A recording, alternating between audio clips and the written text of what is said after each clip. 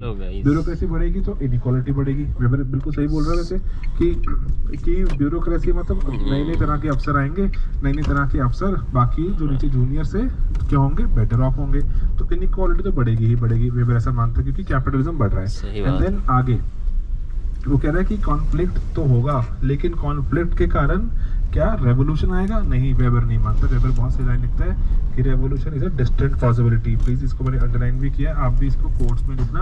Weber says that revolution is a distant possibility. भाई revolution कुछ नहीं आने वाला, इनइक्वालिटी बढ़ेगी, बस बढ़ती ही जाएगी और कुछ नहीं है। ठीक है जी। एंड अब डेरेंडॉफ, सुप्रीमली इंपॉर्टेंट डेरेंडॉफ। डेरेंडॉफ 5 बोलते हैं इसको। डेरेंडॉफ ने 5 बातें कही। डेरेंडॉफ खुद भी मार्क्सिस्ट है, लेकिन इसने 5 बातें कही, मार्क्स को इसने नस्ते नाबूद कर दिया, मार्क्स के बेचारे की कबर खोद दी इसने। तो आप इसको मार्क्स के चैप्टर में भी कोट कर सकते हो। डेरेंडॉफ ने मार्क्स को क्रिटिसाइज कैसे किया? पहला, वो बोलते हैं कि रेवोल्यूशन इम्पॉसिबिलिटी है।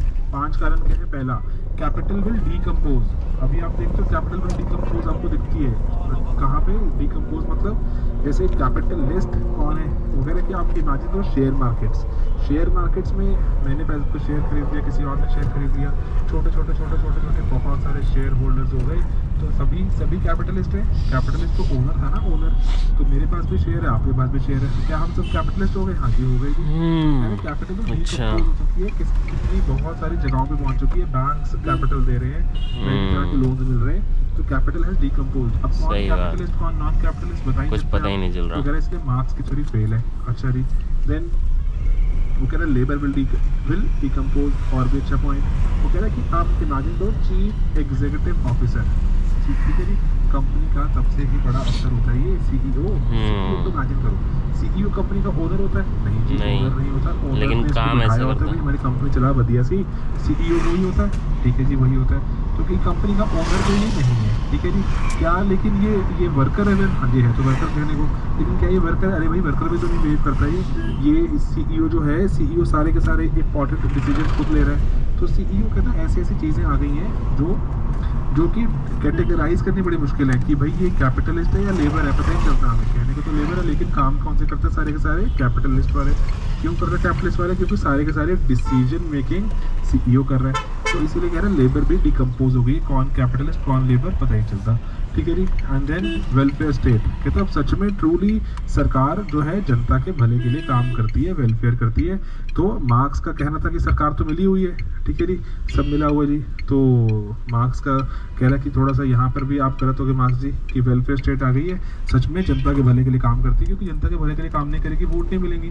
ठीक है जी। एंड देन वो कह रहे democratic politics, middle class will emerge. Marks ने कहा था कि पोलराइजेशन हो जाएगी, ठीक है जी, पोल्स में हो जाएंगे, बीच में कुछ नहीं होगा, या तो लोग बहुत अमीर या बहुत गरीब। ठीक है जी। लेकिन हम क्या देखते हैं, इंक्रीजिंगली मिडिल क्लास कितनी हैवी हो गई है, बहुत ज़्यादा एक बड़ी मिडिल क्लास बन चुकी है दुनिया में बहुत सारे लोग मिडिल क्लास हैं। ठीक है जी, मिडिल क्लास आ गई। मार्क्स यहाँ भी गलत प्रूव हो गया।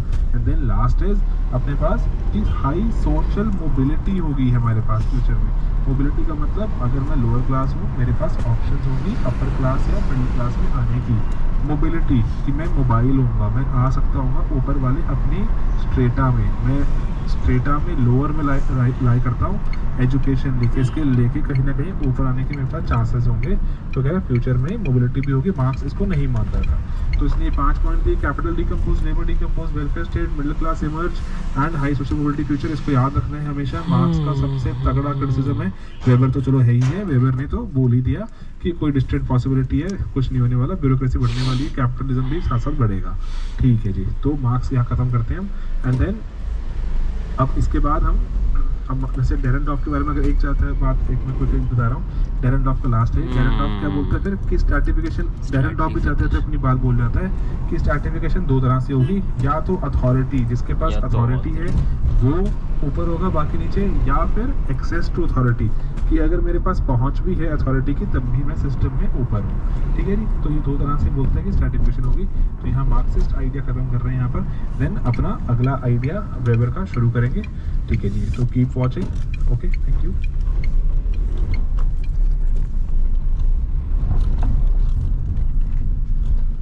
ठीक ठीक है जी। तो अपनी टालकट पार्सन्स की थ्योरी शुरू करते हैं स्ट्रैटिफिकेशन की। टालकट पार्सन्स एक फंक्शनल लिस्ट था। तो सबसे पहला हम ये फंक्शनल लिस्ट पढ़ेंगे अभी। तो फंक्शनल लिस्ट कौन होते हैं मैं आपको पहले अगर बता दूं। फंक्शनल लिस्ट वो लोग हैं जो मानते हैं कि हर एक चीज़ का समाज में कोई फंक्शन है। फंक्शनल लिस्ट मैंने ये